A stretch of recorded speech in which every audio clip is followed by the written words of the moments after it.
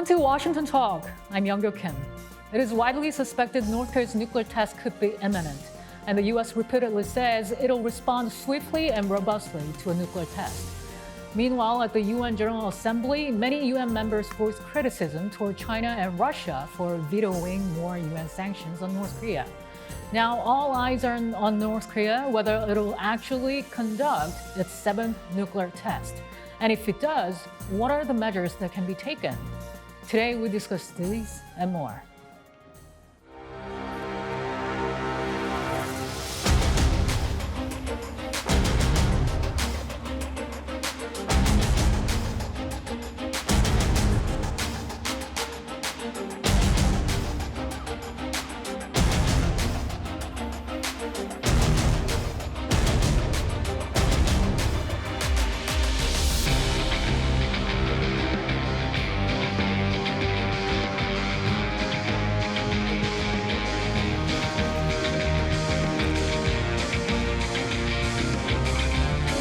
They've obviously done the preparations and my understanding is they could test any time.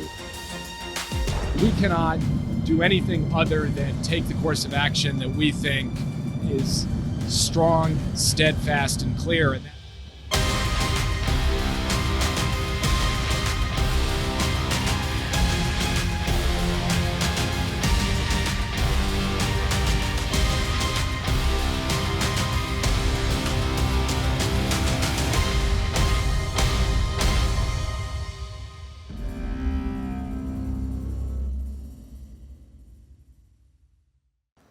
In the studio with me today is William Newcomb, fellow at the Center for Advanced Defense Studies. Mr. Newcomb was a member of the panel of experts on North Korea sanctions at the United Nations. He also served as deputy coordinator of the U.S. State Department's North Korea Working Group. Also joining me is Scott Snyder. Mr. Snyder is senior fellow for Korea Studies and director of U.S.-Korea Policy at the Council on Foreign Relations. His book, South Korea at the Crossroads, examines the trajectory of South Korean foreign policy. Welcome to the studio. Good to have you both in person. Thank you. Thank you very much. So, the U.S. government is assessing North Korea's nuclear test can take place anytime. And U.S. officials, Sung Kim and Wendy Sherman and Jake Sullivan, they all said North Korea's nuclear test will be met by a swift and robust response. Mr. Newcomb, these remarks came after a number of trilateral meetings between U.S., South Korea, and Japan. Do you think these three countries are now well aligned on this issue? Well, I suspect that the three countries have aligned their positions, and the range of responses that they might take if a test is conducted. There are several things that go into a test. North Korea doesn't conduct a test just for political purposes. They're very expensive. So it tests to advance its nuclear program. And the timing means that first you've got to be prepared. And they've been working on the tunnels. It could be that they're prepared today. It could be they're prepared a week or 2 weeks from now. So that's very indeterminate. Then North Korea has the option of choosing the date to get maximum effect from the test when it conducts it. A lot of times in history, they've chosen sensitive dates for the U.S. to conduct a test. So that could be coming up. There's another factor that no one's bringing into this equation. Right now, IAEA is meeting on the case of Iran. Iran has dismantled the cameras. Iran and North Korea, as most people know, are like with China, as close as lips and teeth, particularly in the missile program, possibly also in the nuclear program. So they may be waiting to see what happens there. They may reassess if the U.S. and the EU3 go back to the UN for snapback. That could send a different kind of signal to North Korea. What could be a swift and robust response? In terms of this swift and robust, clearly, if they have pre-negotiated a response with Japan and South Korea, it can be multilateral swift, it can be unilateral swift, but the rigor of the response, how robust it is, that's another question. Let me just restrict myself to sanctions. If they go after, as they have traditionally, North Korean entities, North Korean individuals in North Korea, that's not a very rigorous type of response. If they go after network disruption in third countries, which generally previous administrations have been reluctant to do, that would be a very effective response. Well, I believe that the South Korean Foreign Minister Park Jin specifically mentioned robust deterrence, and so I'm expecting that the response to be around the issue of providing assurance to South Korea and signaling to North Korea strong disapproval and resoluteness with regard to military readiness. And so what that probably means is that there will be some kind of military action in response to a test, most likely related to bringing in strategic assets to the theater as a way of signaling disapproval for North Korea's current direction. The problem, I think, that exists for the administration is how North Korea responds and interprets what the US, South Korea, and Japan are signaling. And in this respect, I think that the challenge is that in the Trump administration, military action could be a prelude to conflict, but with a conventional foreign policy like the Biden administration's, it's more likely that the North Koreans will interpret military signaling as an alternative to conflict, in which case they would see that they have an open pathway to conduct a test. Or they might think that they have an open pathway to conduct a test. Right. If I could just add a Sure. quick footnote on that. I mean, should Scott be right and they go for some kind of a military show like that, that also has been done in the past. And the North Korean response has been to escalate its alert level, mobilize the military, and generate a lot of propaganda about the threat of war being directed at it by the US and how it's now justified in all of these, pursuing all these prohibited programs.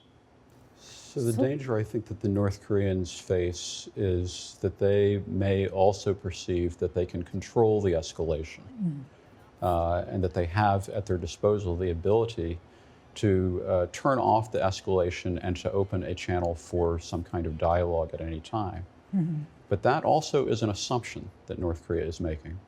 And it could be an area where you could see the risk of miscalculation. Absolutely. Now North Korea is holding a party meeting this week, and they must know that the world is watching them right now, right?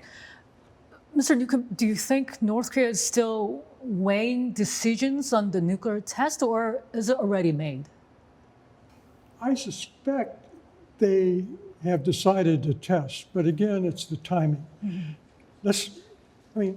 China certainly, in my view anyway, would not want to see a test at this time. The situation's complicated. They're still fighting COVID. Their economy suffered a downturn. The threats to international investment in the area from a test would hurt Chinese recovery efforts. So they might say that, well, we know you're going to test sometime, but hold off, don't do it now. Russian view, which is also influential in Pyongyang, I don't know. I can see Russia not wanting to see more development of North Korea's nuclear capacity and capabilities. At the same time, they might welcome the diversion that this presents to the war they're waging in the Ukraine. So it's really hard to figure. And actually, it's going to be Pyongyang's decision. And no matter what China or Russia says, they'll make it on their own terms. Mr. Snyder, do you agree this is only a matter of timing now? With regards to the meeting, we're not going to hear from the North Koreans until later on whether or not a decision has been made at this meeting. We saw in 2016 that the North Koreans conducted a test and then they revealed the order with Kim Jong-un's signature on it, indicating that the decision had been made several weeks prior to the decision to test. And so I think it's likely that it would play out in the same way this time. If we look back at the time when North Korea conducted its 5th or 6th nuclear test, the international community responded by imposing more sanctions.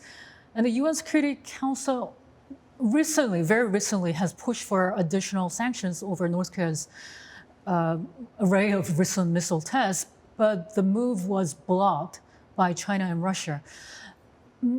Mr. Snyder, will these countries react differently if it was nuclear test?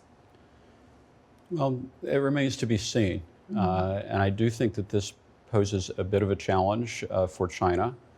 But the geostrategic circumstances are very different now compared to the way they were before, with an open competition between the US and China, and the Russians involved in a war of aggression against Ukraine.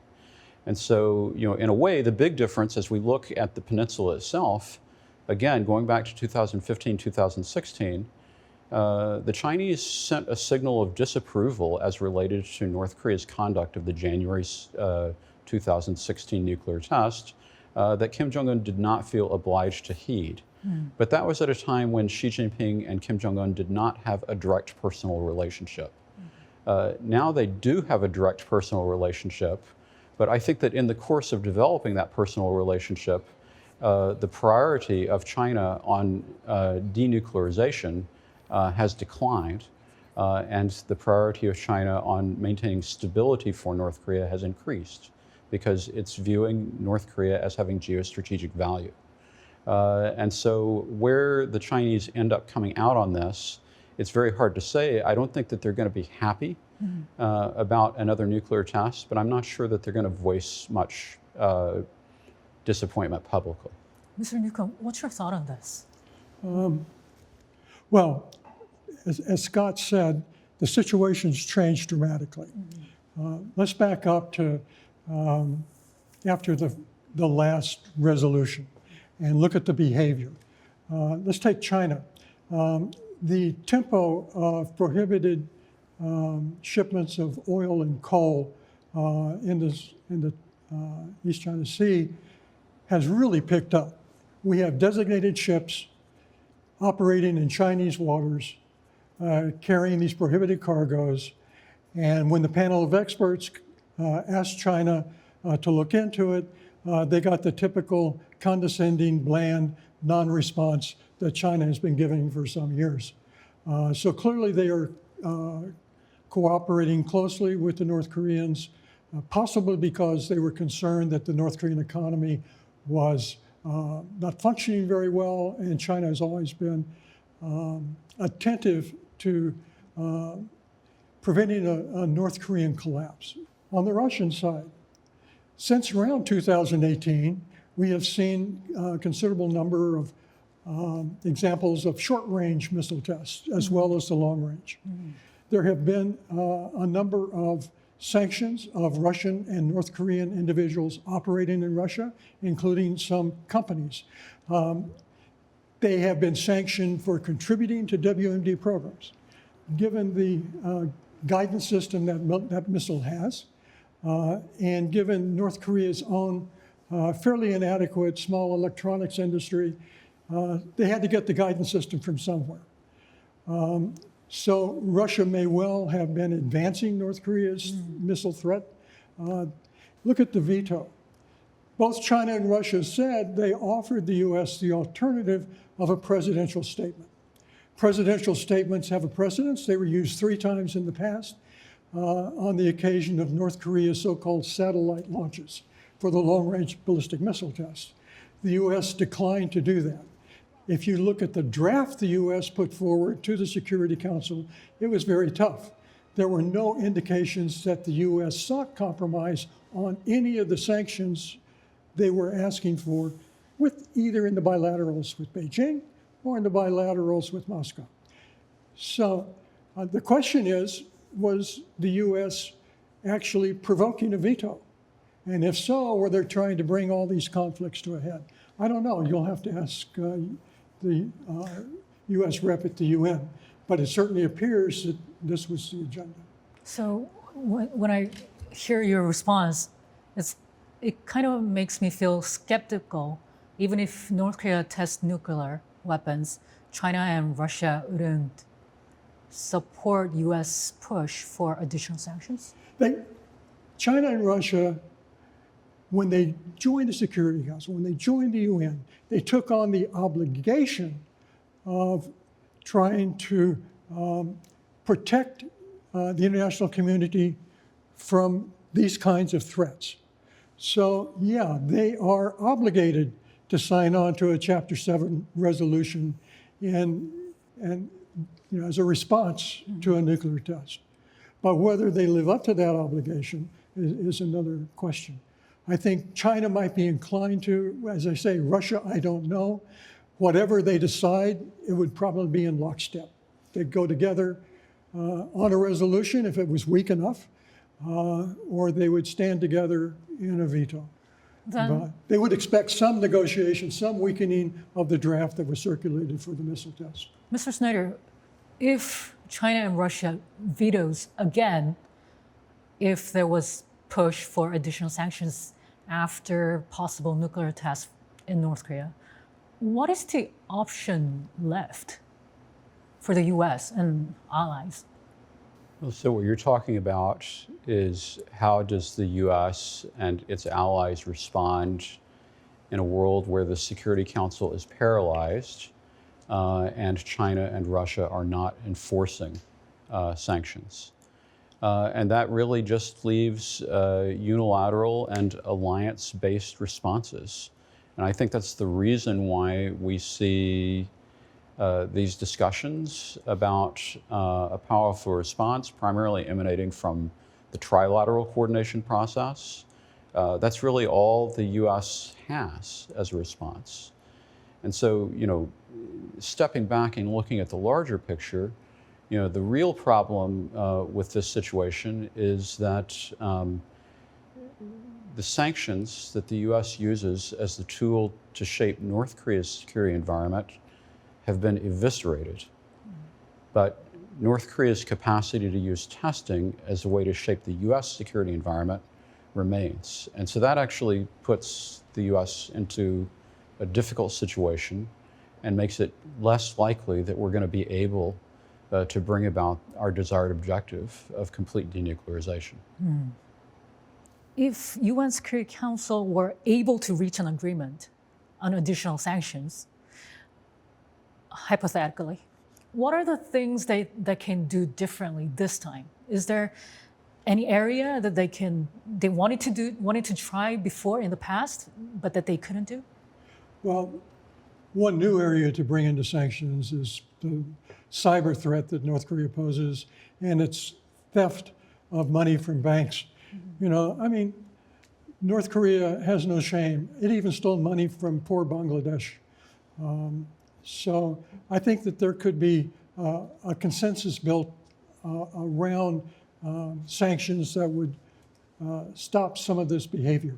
Unfortunately, some of the North Korean cyber groups operate out of Russia and China, as well as other places. So that makes it a little bit difficult, but it's also an area where both countries could move in a supportive way. In addition, Treasury circulated a notice about the threat North Korean workers pose in the IT industry, where they offer themselves up, sometimes only identified as Korean rather than North Korean, to consult or do contract work on IT projects, where they install backdoors and so forth. And I think a lot more publicity could be given to the threat that this poses. You might expect a little more tightening up on shipping. The draft that was vetoed also sought to end the export of tobacco products, which has been a moneymaker. North Korea not only sells it directly, it counterfeits cigarettes and sells those as well. So there are some areas where I think agreement could be reached on sanctions, depending upon the U.S. Willingness to compromise on some of the shipping ones, which were more of a direct threat to Chinese interests. So all of the measures that Bill has pointed to are very legitimate things that one would expect would be in a sanctions resolution if, in fact, it is possible for the U.S. and China and Russia to engage in those informal negotiations that Bill mentioned that actually have not apparently been occurring. But then the question I think to ask is, in this particular environment, what would be the Chinese price for moving forward in that kind of negotiation? And if I think about the Chinese position, one thing that I can think of that might be interesting and challenging is that the Chinese would probably like to see a re-engagement of diplomatic dialogue between the U.S. and North Korea. But it's likely that engaging in that kind of process might come at a high price because we know that North Korea's objective is to be recognized as a nuclear state. And it's not clear that China, even though it pays lip service to denuclearization, I think that the Chinese are more interested in having a process by which to tamp down tensions than they are in seeing tangible progress toward denuclearization. So there's a real challenge and interesting dynamic there that one can imagine if indeed a background negotiation were to occur following a nuclear test, but it might not necessarily, but there are risks involved in that process from a U.S. policy perspective. Then my last question for today, you talked about the re-engagement. Do you see any possibility that re-engagement could take place before North Korea does this nuclear test? Or is it going to happen only after nuclear test? I never like to predict what North Korea is going to do, but my answer to that question is no. I don't think that a serious re-engagement diplomatically will take place in the absence of, on this side of a crisis. I think that it will only occur on the other side of a crisis. Why is that? Well, I think, why is it? Because under current circumstances, neither the U.S. nor North Korea see an incentive in engaging directly, and both are locked into diametrically opposed positions that actually prevent them from engaging in a negotiating process. And it's only after the stakes have been raised that the shape of the table may shift sufficiently that there would be a possibility of a diplomatic interaction. And, I fully agree with Scott. There's another factor at play as well. North Korea's clamped down again because of the rapid spread internally of the COVID. So if you were to engage and you were to accrue some economic benefits, their borders are closed. So the timing for all of this is just not working out in favor of engagement. There's too many things going on. Maybe once they've taken some soundings of the new regime in Seoul, felt them out a little bit, explored perhaps some offsites or third party, second party talks, get some sense of anything that might be accomplished, perhaps, but we're at least a year out in that kind of context. For the first time since November 2019, defense secretary and ministers of the three countries, the US, South Korea, and Japan, met face-to-face together as a group at the Shangri-La Dialogue in Singapore. The three countries are showing stronger coordination among themselves, more than what we had seen in the past. And let us see whether this could bring a wider cooperation within the international community in terms of dealing with North Korea's provocations. Mr. Newcomb and Mr. Snyder, thank you so much for your time today. Thank you, Liz. Thank you. And that does it for this week's Washington Talk from Voice of America. Please join us again next week for more analysis.